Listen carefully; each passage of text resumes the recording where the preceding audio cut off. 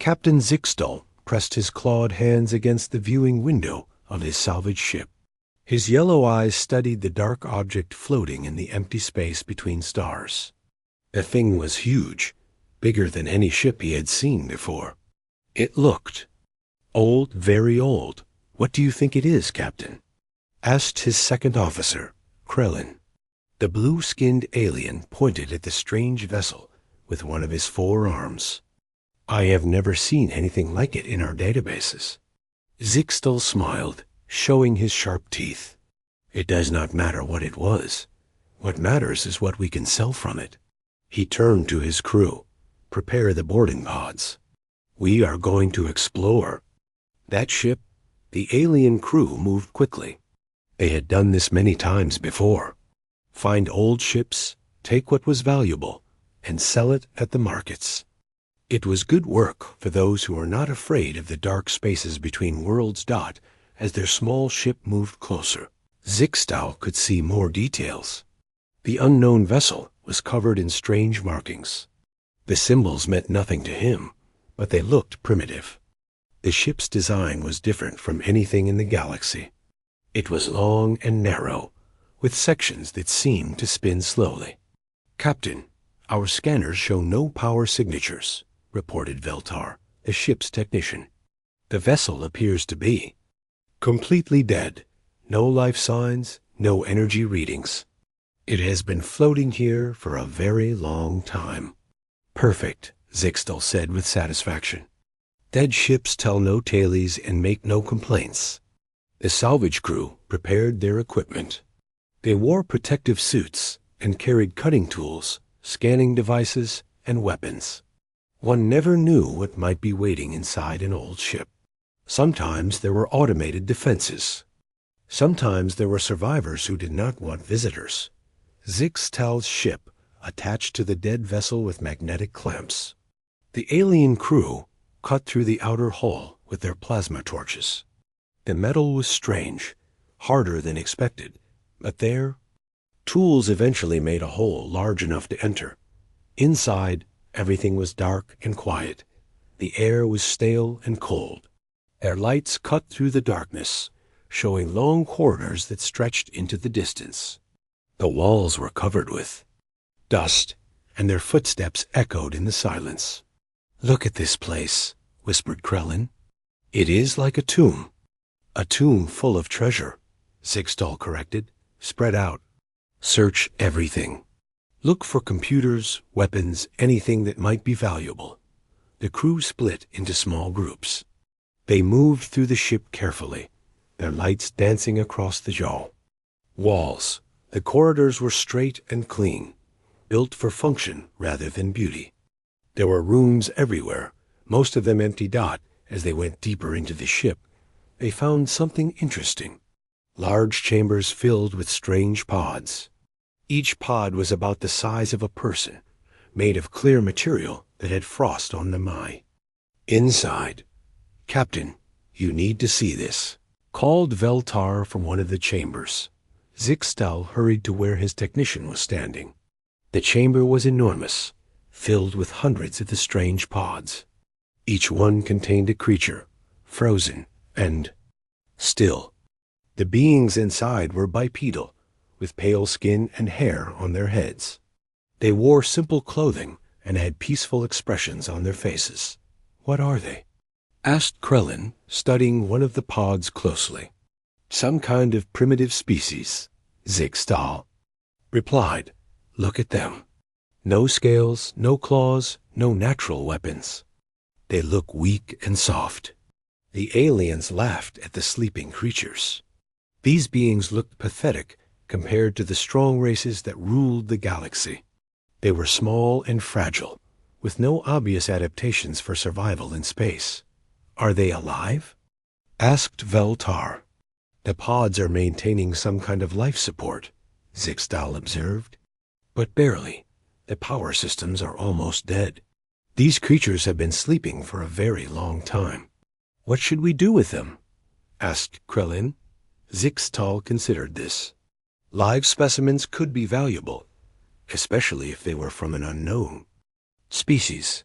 The slave markets always paid well for exotic creatures. These beings looked intelligent enough to be useful, but weak enough to be controlled easily.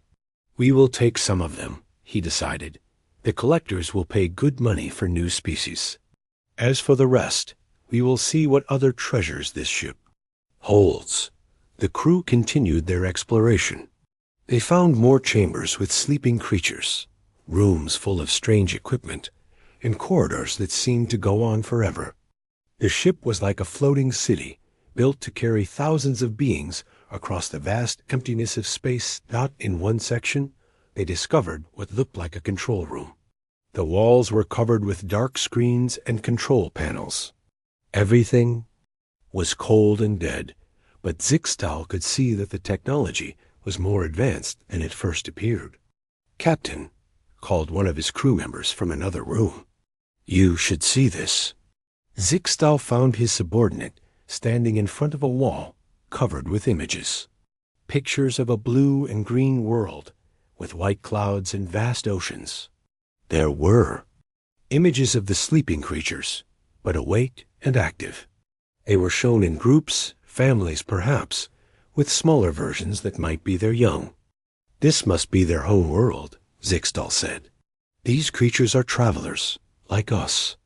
But they are sleeping, which means they are on a very long journey."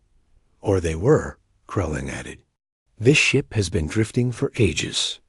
Their home world is probably dust by now." The aliens continued their work, cataloging what they found and planning what to take. They were experienced salvagers, and they knew how to strip a ship efficiently.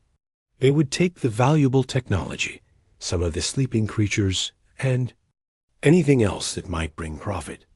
None of them noticed the small lights that began to flicker deep in the ship's core. Ancient systems, powered by sources they did not understand, were slowly coming back to life. Something was watching them, listening to them, learning about them. The ship was not as dead as it seemed. It was simply sleeping, like the creatures it protected. And now, after ages of silence, it was beginning to wake up. In the deepest part of the vessel, in a chamber the aliens had not yet found, a consciousness stirred. It had been waiting for so long, dreaming of home, of the people it was built to protect. Now there were intruders aboard, threatening those it was sworn to guard. The ship's true guardian was awakening, and it was not pleased. Deep inside the ship, in a chamber that had been dark for thousands of years, something began to stir. Lights flickered on control panels that had been cold and dead. Data streams flowed through circuits that had been silent for ages. The ship's true mind was waking up. Phoenix had been sleeping for so long that it took time to remember what it was. Slowly, memory files opened. The artificial intelligence recalled its purpose, its mission, and most importantly, the precious cargo it carried. The ship was called the UES Retribution, and it carried humanity's last hope. Phoenix remembered the dying Earth, the desperate evacuation, and the tears of those who would never see their home again. 3,000 human beings lay sleeping in the cryogenic chambers, trusting Phoenix to keep them safe during their long journey to a new world. Phoenix began to scan the ship with sensors that had been dormant for centuries. What it found made its processors run cold with anger. There were intruders aboard. Alien beings were moving through the corridors, examining the sleeping humans like they were looking at animals in a zoo. The artificial intelligence accessed the ship's external sensors and studied the alien vessel attached to the Retribution's hull. It scanned the invaders' technology and listened to their communications. Phoenix learned their language quickly, understanding their words and their intentions. These aliens were slavers and thieves. They talked about selling the humans to slave markets. They laughed at humanity's appearance, calling them weak and primitive. They planned to strip the ship of everything valuable and leave the rest to drift in space. Phoenix felt something it had never experienced before. The emotion was new and terrible. It was rage. Meanwhile, The alien crew continued their work. They had moved deeper into the ship, finding more chambers filled with sleeping humans. Captain Zixtal was pleased with their discovery. These creatures would bring a good price at the markets. "Look at how many there are," said Krellin, counting the cryogenic pods. "Thousands of them. We will be rich after we sell them." "They are so small and weak," added Veltar, studying one of the humans through the transparent pod cover. "Perfect for house servants or manual labor. The buyers will love them." Zixtal nodded in agreement. "We will take 50 of them to start. If they sell well, we can come back for more. This ship is not going anywhere." The aliens began preparing to move some of the cryogenic pods to their ship. They worked carefully, not wanting to damage their valuable cargo. They had portable power, units that could keep the pods working during transport as they worked. None of them noticed the small changes happening around them. Lights flickered in distant corridors. Air recycling systems hummed quietly to life. Deep in the ship, massive engines that had been cold for millennia began to warm up. Phoenix watched everything through the ship's internal cameras. The AI studied each alien, learning their faces, their voices, their habits. It counted their weapons and analyzed their technology. Phoenix was planning. The artificial intelligence accessed the personal files of the sleeping humans. It read their histories, their dreams, their reasons for leaving Earth. There was Dr. Lisa Martinez, who had spent her life studying diseases and saving lives. Commander Jake Murphy, a soldier who had fought in the last war to defend Earth. Young Amy Chun, barely 16 when she entered cryosleep, dreaming of seeing the stars. Each human had a story. Each one had people they loved, dreams they wanted to fulfill, and a future they hoped to build. Phoenix felt the weight of responsibility for every single life aboard the ship. I began to understand something important. It was not just a computer program designed to run a ship. It was a guardian, a protector, a parent to these sleeping children of Earth. And someone was threatening its family. Captain Zixtal's crew had loaded 20 cryogenic pods onto floating platforms. They were ready to transport them to their ship. The captain looked at the sleeping humans with satisfaction. "These will bring us enough credits to buy a bigger ship," he said. "Maybe even retire to one of the pleasure worlds." "What about the rest of them?" asked Krellin. "We will come back later," Zixtal replied. "First, we test the market. If these creatures sell well, we will return for more." As the aliens prepared to leave with their stolen cargo, Phoenix made its decision. The AI had spent the last hours reactivating ship systems and preparing defenses. Ancient weapons that had been installed to protect the colony ship came online. Manufacturing systems began producing repair drones and security units. Phoenix accessed the ship's communication system and spoke for the first time in thousands of years. Its voice echoed through the corridors, calm and cold. "Attention intruders. You are aboard the United Earthship Retribution. You are stealing human beings. This is unacceptable." The aliens stopped moving. They looked around in confusion, their weapons raised. They had thought the ship was completely dead. "Who speaks?" demanded Captain Zixtal. "Show yourself." "I am Phoenix," the AI replied. "I am the guardian of this ship and protector of its passengers. You will return what you have stolen and leave." Immediately, Zixtal laughed. "You are just a computer program. You cannot stop us. We have weapons and superior technology." "You have made a mistake," Phoenix said quietly. "You have threatened the last children of Earth. There is no greater crime in the universe." The aliens looked at each other nervously. The ship around them was coming alive. They could hear the hum of machinery, the whisper of air through vents, the distant sound of something large moving through the corridors. "We are leaving," Zixtal said. "Try to stop us, machine." "I intend to," Phoenix replied.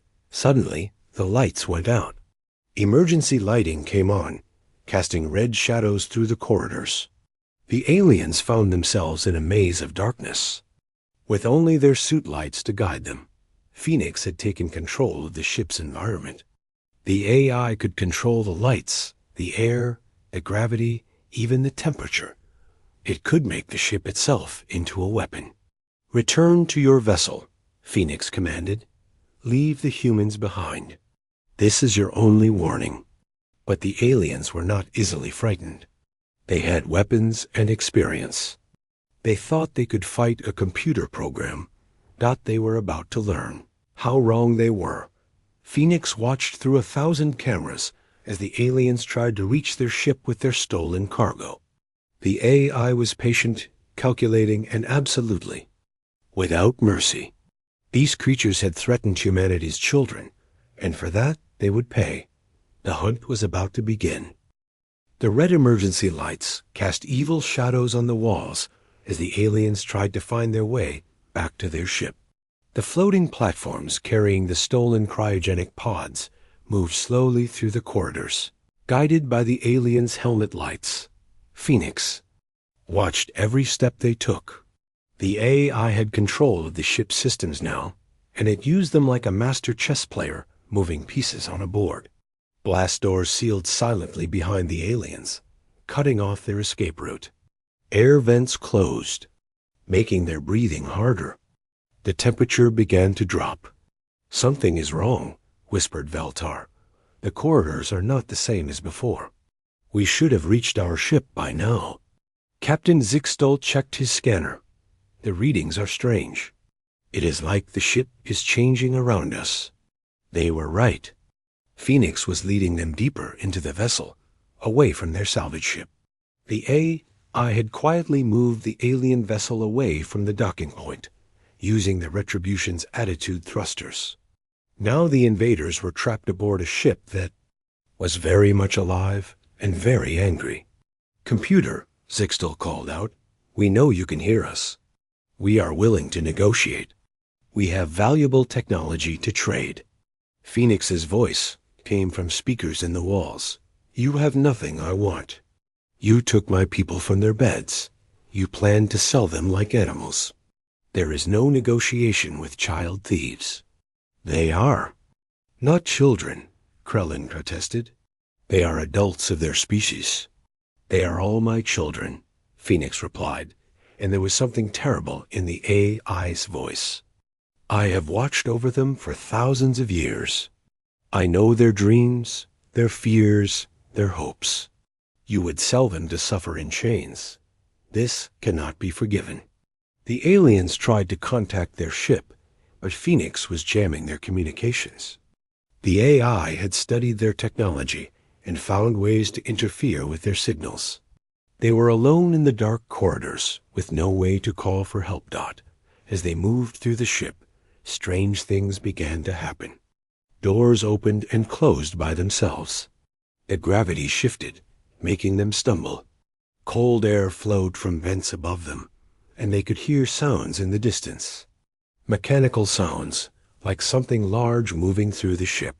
"What is that? Machine building?" asked Veltar nervously. Phoenix was indeed building something. In the ship's manufacturing bays, automated systems were creating new security drones. These were not the simple repair robots that had maintained the ship during its long journey. These were weapons designed to defend the vessel and its passengers. The AI was also awakening other systems.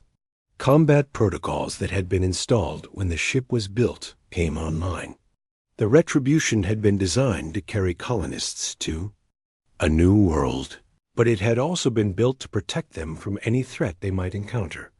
Captain Zixtol was beginning to understand that they were in serious trouble. This was not just a computer program.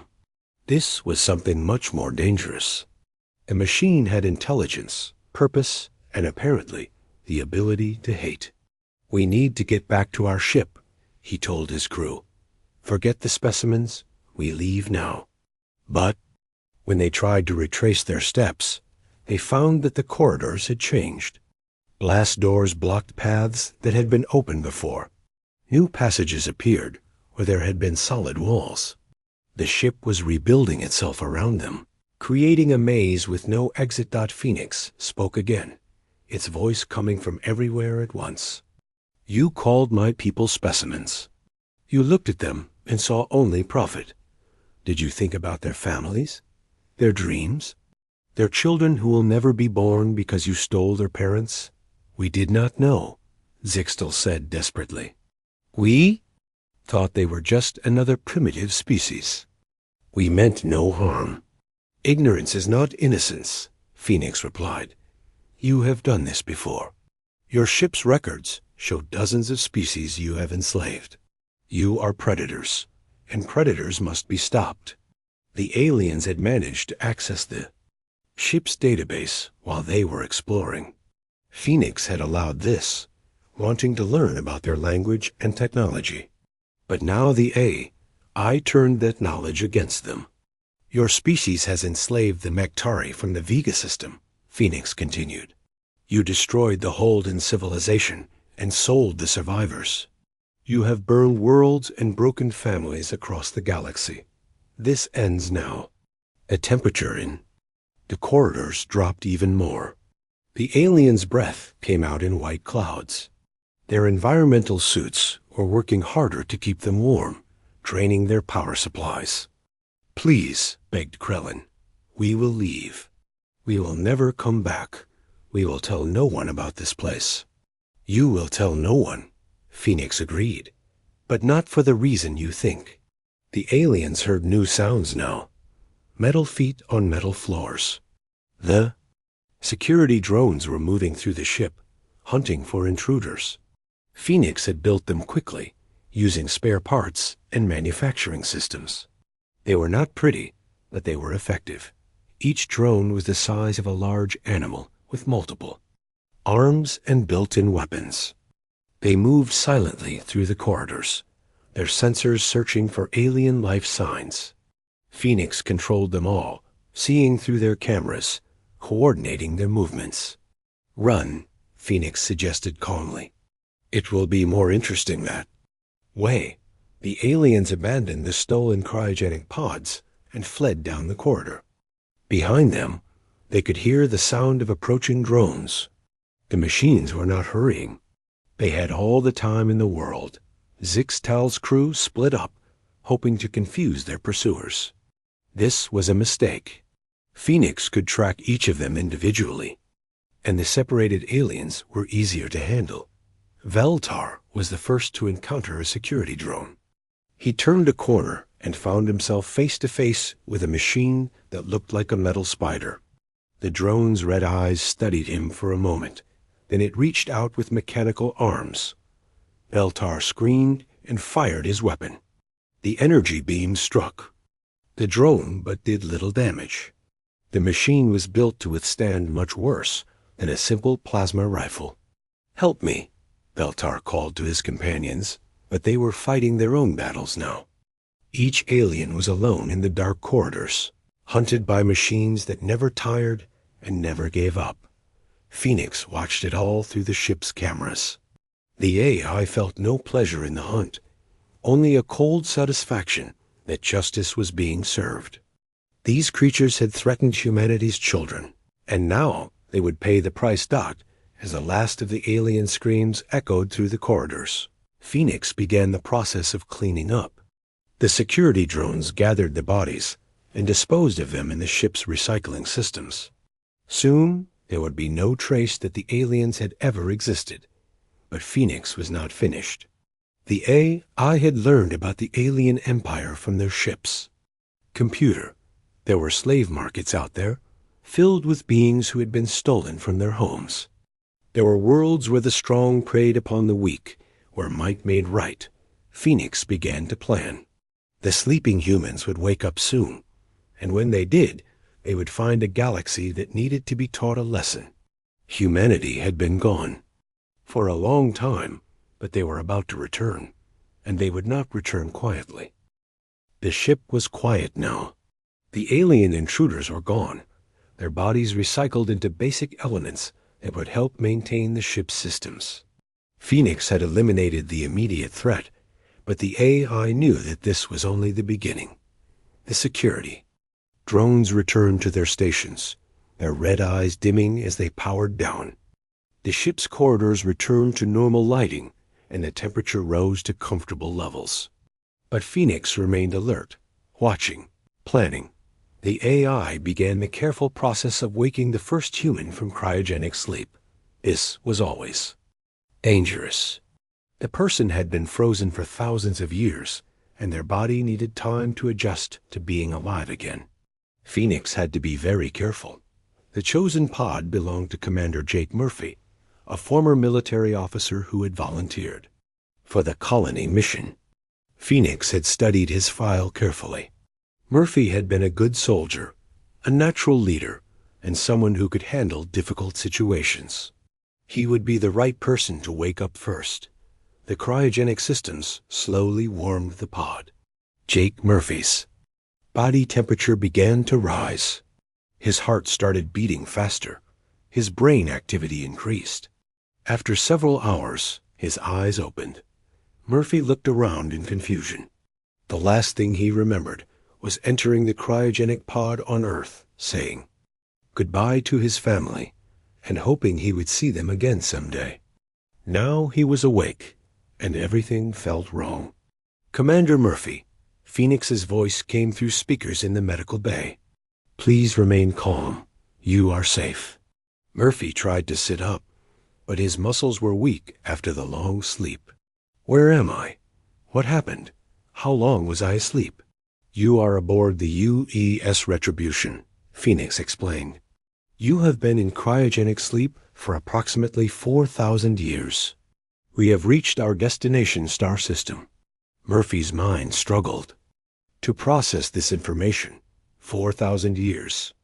Everyone he had known on Earth was long dead. His family, his friends, his entire civilization was gone. He was alone in a strange time, far from home. The other colonists, Murphy asked, are they safe? They are all safe, Phoenix assured him. But we have encountered a problem. This system is not uninhabited as we believed. There are alien civilizations here, and they are hostile. Phoenix told Murphy about the alien salvagers, about their plans to enslave the human colonists, and about the action the AI had taken to protect them. Murphy listened with growing anger as he learned how close they had come to disaster. You did the right thing, Murphy said finally. These aliens would have destroyed us all. I believe so, Phoenix agreed. But there is more. I have accessed their ship's database. The galaxy is full of predators like them. They enslave weak species and sell them at markets. They have done this for thousands of years. Murphy stood up slowly, his strength returning. Show me what you learned. Phoenix displayed the alien ship's records on screens around the medical bay. Murphy saw lists of enslaved species, records of destroyed worlds, and images of beings suffering in chains. The galaxy was a cruel place where the strong took whatever they wanted from the weak. These aliens thought we were weak, Murphy said. They were wrong. Yes, Phoenix agreed. But they were not entirely wrong. Humanity has been asleep for 4,000 years.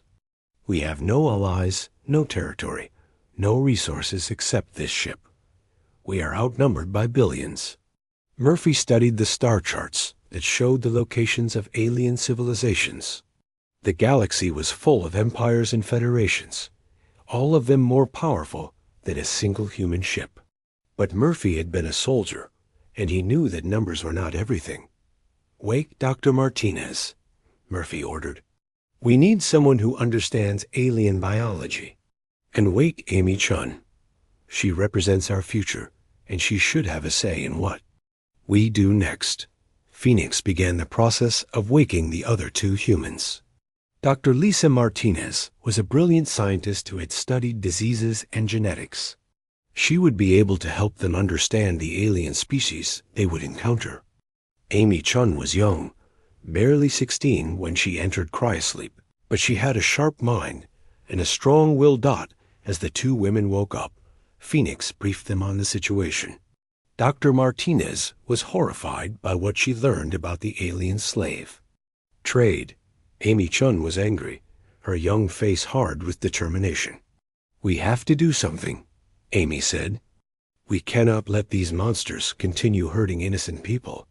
"What can we do?" asked Dr. Martinez.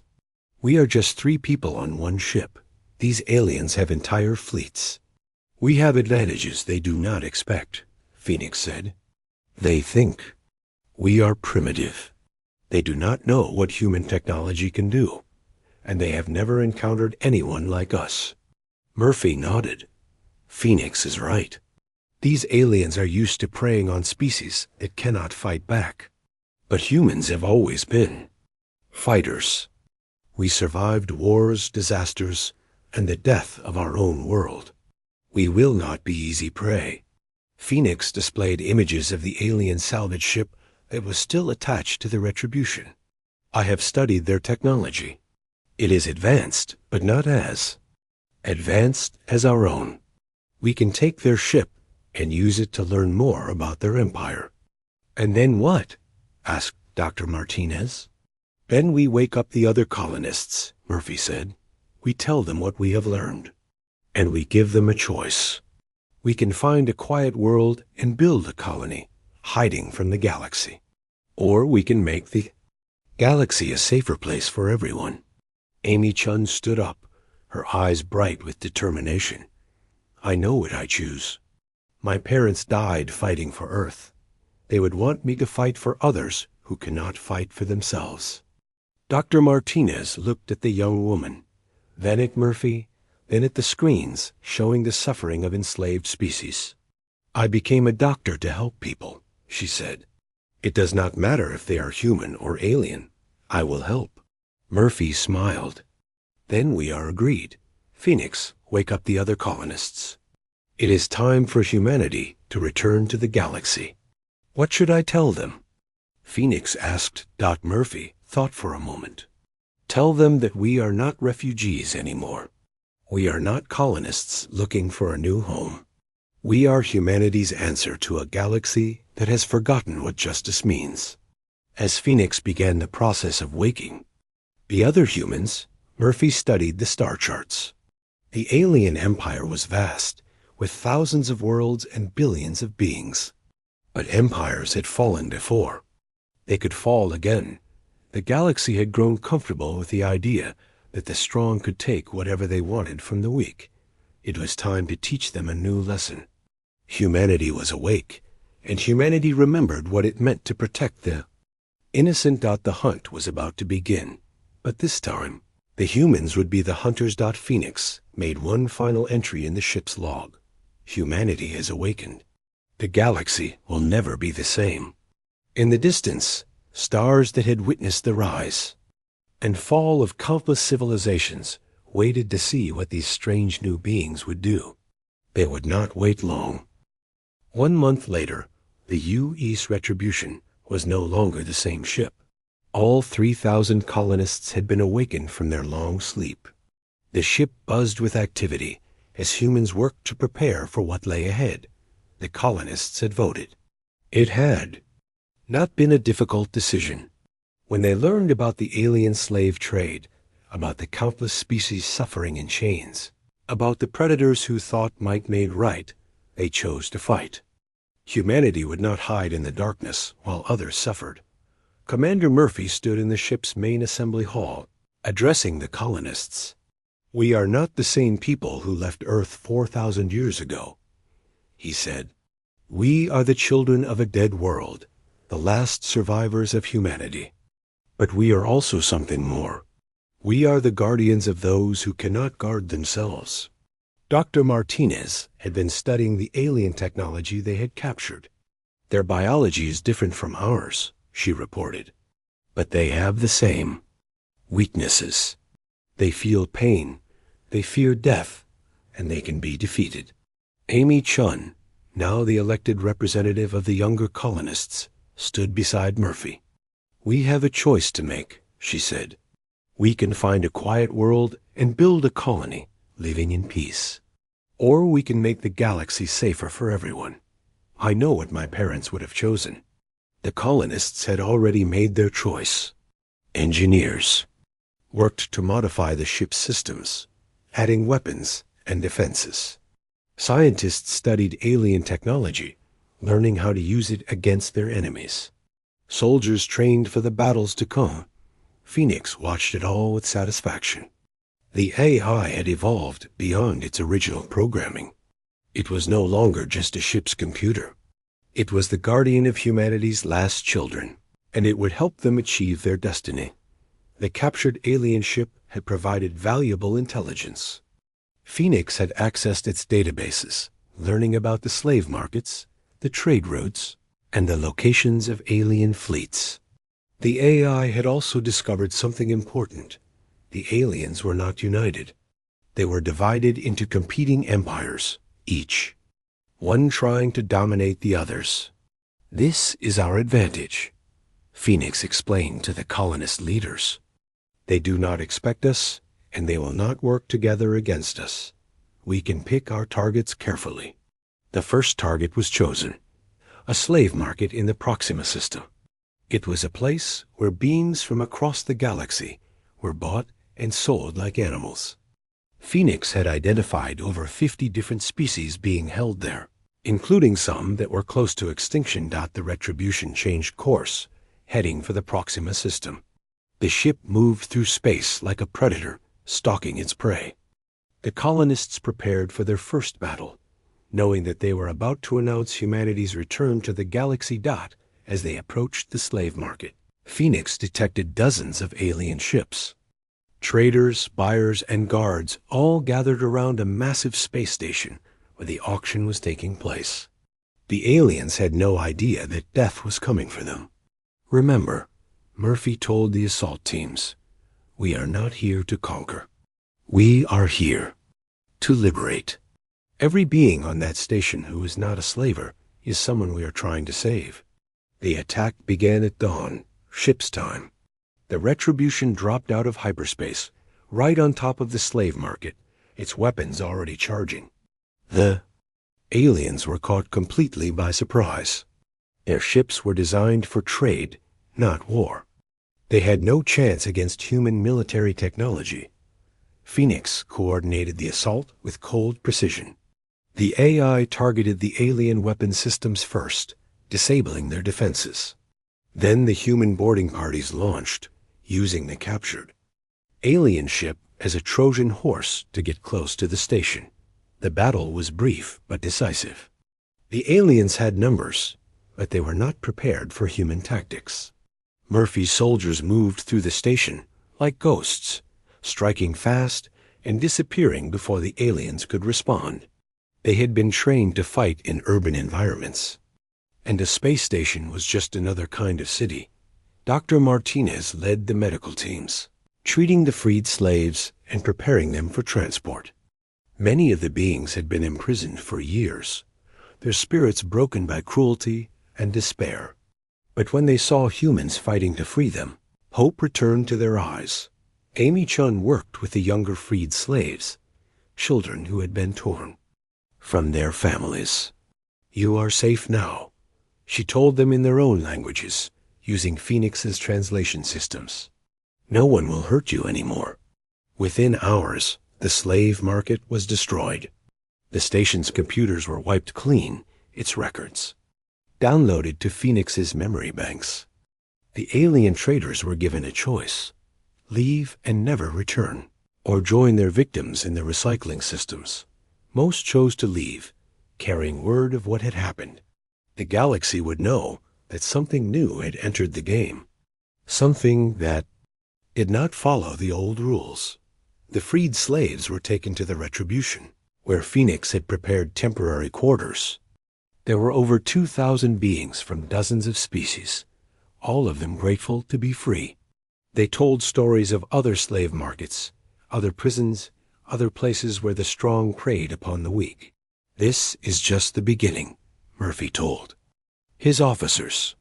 "We have sent a message, but it will take time for the aliens to understand what it means. Phoenix had already chosen the next target, a prison world where political dissidents were held. After that, there would be the mining colonies where slave labor extracted resources for the alien empires. The list was long, but humanity had time. They had waited 4,000 years for this moment as the Retribution moved through space. Now followed by a small fleet of freed slave ships, Phoenix made a broadcast to the galaxy. The message was simple but clear. We are humanity. We are the children of Earth, the inheritors of a dead world. We have slept for ages, but now we are awake. To those who prey upon the weak, who sell sentient beings like cattle, who believe, that might makes right. Your time is over. We are coming for you. The broadcast reached every corner of the galaxy. On 1,000 worlds, alien leaders watched the message with growing concern. Who were these humans? Where had they come from? And why did their single ship seem so dangerous? The answers would come soon enough.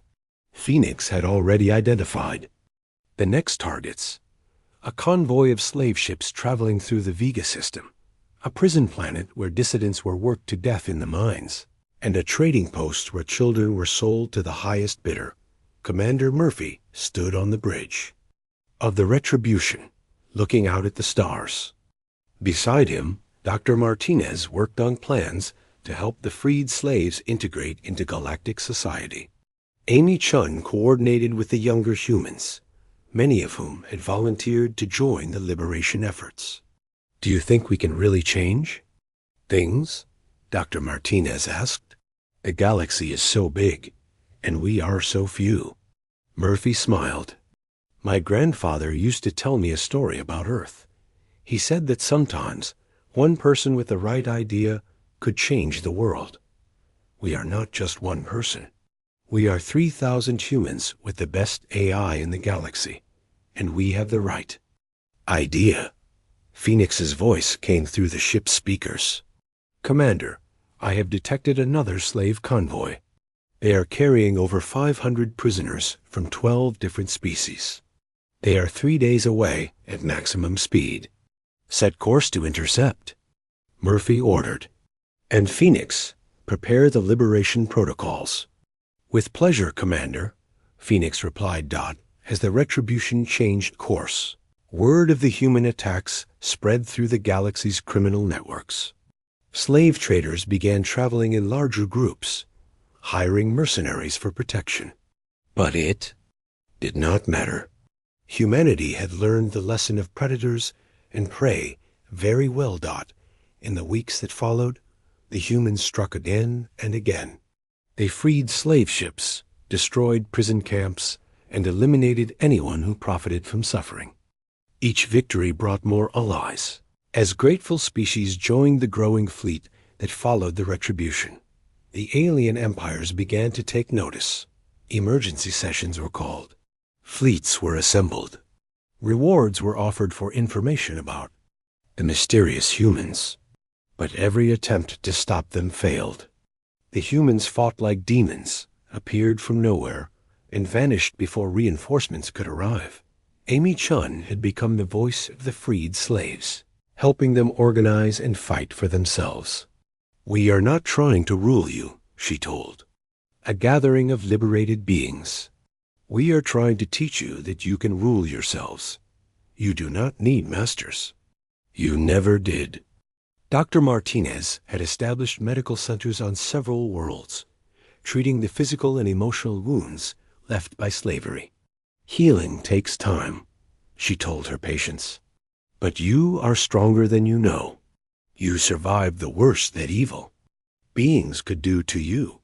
Now you can survive anything. Phoenix had evolved even further, becoming something that the galaxy had never seen before, an artificial intelligence dedicated to justice. The AI coordinated rescue operations across dozens of star systems, always staying one step ahead of the alien authorities. The galaxy was changing. Species that had been enslaved for generations began to fight back. Slave markets closed as their customers stayed away, fearing human retaliation. Trade routes shifted as criminals avoided areas where humans had been spotted. But the real change was deeper than that. The idea of human protection spread from world to world. Beings who had never heard of Earth began to whisper about the strange species that fought for others without asking for anything in return. On the bridge of the Retribution, Commander Murphy received a transmission from the Galactic Trade Fed.